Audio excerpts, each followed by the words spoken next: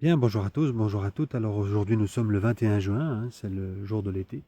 Et c'est une journée particulière aussi pour moi puisque nous avons fait une messe commémorative pour mon frère. Comme vous le savez, il s'est donné la mort il y a déjà enfin, le mois d'avril.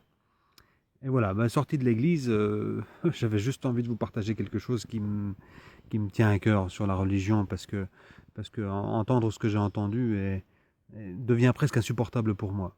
Alors la religion, en fait, la religion, comme vous le savez, depuis la chrétienté, depuis Constantin Ier notamment, depuis l'apparition du monothéisme, eh bien nous nous sommes laissés plus ou moins influencés par cette religion qui nous a conduits à nous, à nous déconnecter de notre pouvoir personnel. Alors, pour ça, je pense, faire une série de plusieurs vidéos pour réellement vous expliquer ce qui s'est passé. Parce que il est temps maintenant, je pense, que l'on puisse reprendre en main notre pouvoir personnel et que l'on puisse enfin répondre à l'inspiration profonde de notre âme et que l'on puisse aussi comprendre ce que l'homme est venu incarner sur cette terre, les possibilités et les capacités que l'homme a sur cette terre. Alors comme je vous le disais, c'est apparu à partir des premiers conciles. Dans les différents conciles, en fait, les différents conciles religieux, et notamment celui de 337, c'est le concile de Nicée, qui a été ordonné par Constantin Ier, eh bien, il y a différentes choses qui ont été supprimées en fait de la religion, de notre enseignement spirituel, enfin spirituel, si on peut dire spirituel, parce qu'il n'y a pas réellement de spiritualité dans la religion, mais ces différents enseignements, enfin, il y a pas mal de livres d'ailleurs qui ont été retirés de ces enseignements, notamment par exemple, il y a deux livres sur la naissance du Christ, enfin le Christ adolescent, le Christ enfant, qu'est-ce qui s'est passé pour lui, qu'est-ce qu'il a incarné et qu'est-ce qu'il est venu montrer en fait à l'humanité. Parce que c'est ça, le Christ, c'était qu'un homme, juste un homme qui est venu euh, nous montrer quelles sont les capacités à l'être humain. Qu'est-ce que l'on peut nous mettre en place? Qu'est-ce que l'on peut mettre en œuvre? Et oui, le Fils de Dieu, mais nous sommes tous des fils de Dieu. Il n'y en a pas plus un qu'un autre. Simplement, c'était un prophète qui nous a expliqué et qui nous a montré les voies de possibilité de l'être humain. Alors la montée de la chrétienté, la montée de ce monothéisme-là, c'était à l'époque de Constantin Ier, et puis à des fins politiques, je pense, et purement politiques, eh bien, Constantin Ier a autorisé en fait le monothéisme et a autorisé les, les, les pratiquants à croire en un seul Dieu. Seulement, il a organisé quand même différentes choses, parce que pour ne pas être détrôné, si on peut dire, eh bien, il a demandé aux religieux d'apporter un enseignement qui pouvait être entendable, qui pouvait peut-être quelque part amener un petit peu à la manipulation. Peut-être, on va mettre ça entre parenthèses, en se disant que peut-être il y a eu de la manipulation dans ce truc-là.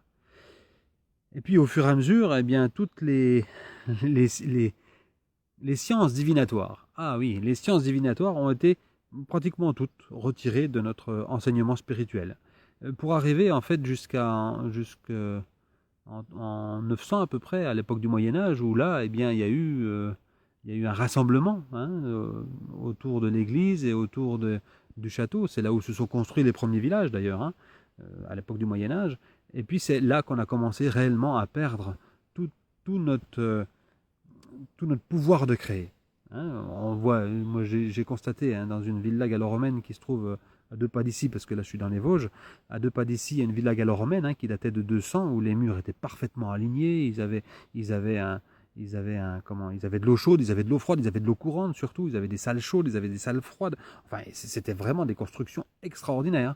Et puis ce que j'ai remarqué, c'est que toutes les villas gallo-romaines étaient placées, étaient environ tous les 1,5 km de distance les unes des autres. Et à partir de 900 à peu près, aux alentours du Moyen Âge, eh bien, on a commencé à converger vers, vers une unification. Donc les gens se sont rassemblés autour de l'église et autour du château du Seigneur.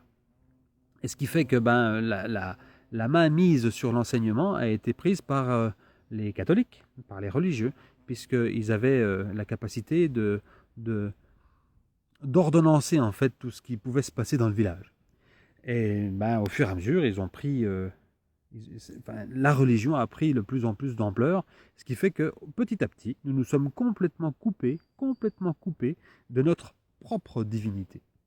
Alors, vous savez, faites croire à un homme, en fait, qu'il y a une entité supérieure à lui, capable de juger, capable de, de pardonner, capable du jugement dernier, en fait. Ben, il va perdre toutes ses capacités et il va chercher toute sa vie à combler un vide. Oui, évidemment.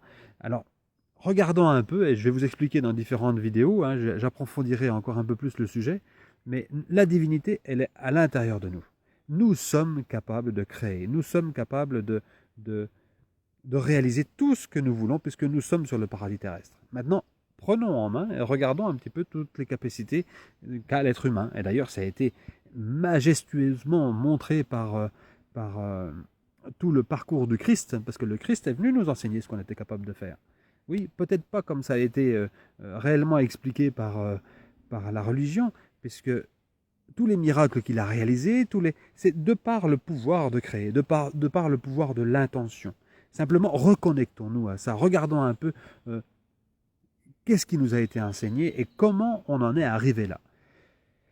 Oui, ben vous savez, cette messe m'a beaucoup, euh, comment je dirais, titillé pour que je vous partage un enseignement un peu plus, comment je pourrais dire ça? Enfin, tout ce que j'ai pu, toutes les informations que j'ai pu récolter à droite et à gauche. Voilà, donc ça me plaît beaucoup de vous partager ça. Je vais tâcher de faire plusieurs vidéos à ce sujet-là. Ce sera peut-être assez redondant ou assez. Je vais souvent rabâcher la même chose parce que vous savez quoi? La pédagogie, ben, c'est l'art de la répétition. Voilà, eh ben, je vous souhaite un bel été. À très bientôt.